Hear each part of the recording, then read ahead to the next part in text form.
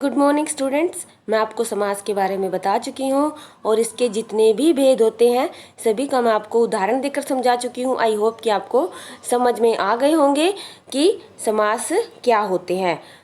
आज की वीडियो मैंने आपको कर्मधारय और बहुव्रीहि एवं द्विगु और बहुव्रीहि समास में अंतर स्पष्ट करने के लिए बनाई है, क्योंकि इन दोनों ही समास में कुछ ऐसी सिमिलैरिटी होती है कि हम समझ नहीं पाते कि कौन सा समास है, इसकी पहचान सही से नहीं कर पाते हैं। तो पहले मैं आपको कर्मधारय तथा बहुव्रीहि समास में अंतर स्पष्ट कर देती हूँ। कर्मधारय समास में पहला पद विशेषण होता है और दूसरा पद विशेष्य होता है। मैं आपको पहले भी बता चुकी कर्मधारय समास की पहचान कि इनमें आपस में विशेषण विशेष्य और उपमेय उपमान जैसा संबंध होता है। इनका अन्य किसी से कोई भी संबंध नहीं होता है, कोई तीसरा पद नहीं बनता इनमें। ये एक पद विशेषता बता रहा है और दूसरा पद जिसकी विशेषता बताई जा रही है।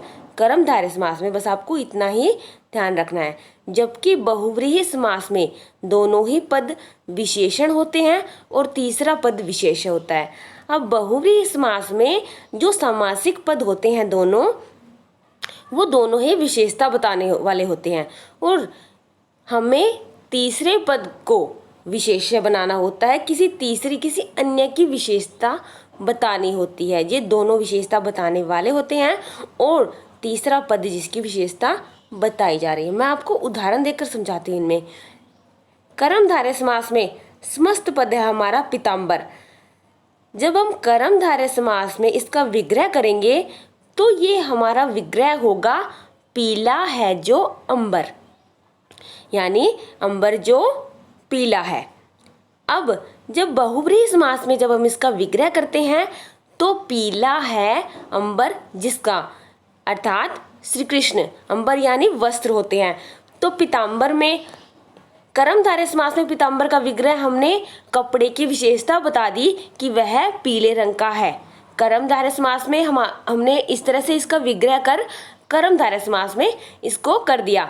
लेकिन जब बहुव्रीहि समास में जब हम इसका विग्रह करेंगे तो यह आएगा पीला है अंबर जिसका, यानी पीला है अंबर जिसका तो किसी तीसरे की बात की गई है।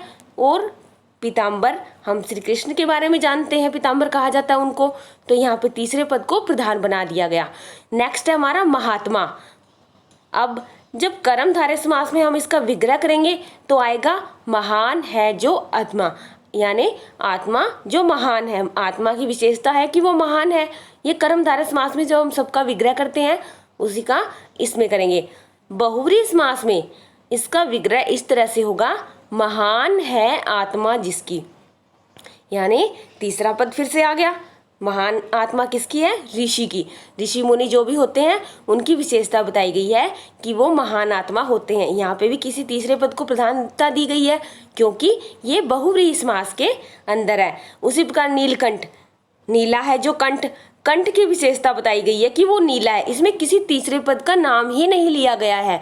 तो आपको कर्मधारय समास में अगर आप ये मानते हो कि हमें इसका कर्मधारय समास में विग्रह करना है तो अगर आप इसका विग्रह कर्मधारय समास के अकॉर्डिंग करते हो तो आप इस तरह लिखोगे नीला है जो कंठ, यानी कंठ की विशेषता है कि वह नीला है। बहुव्रीहि समास में जब आप इसका विग्रह करोगे, आपको पता है कि शिव का नाम नीलकंठ है, तो यहाँ पे आप लिख सकते हो नीला है कंठ जिसका, अर्थात शिव। आई थिंक आप 3 उदाहरणों से समझ गए होंगे कि ये सब डिपेंड करता है आपके विग्रह करने पर। आपको याद रखना है कि हमें कौन से समास में किस तरह से विग्रह करना है। अगर आपने विग्रह सही किया है और आप समास की फिर अच्छे से पहचान कर पाओगे।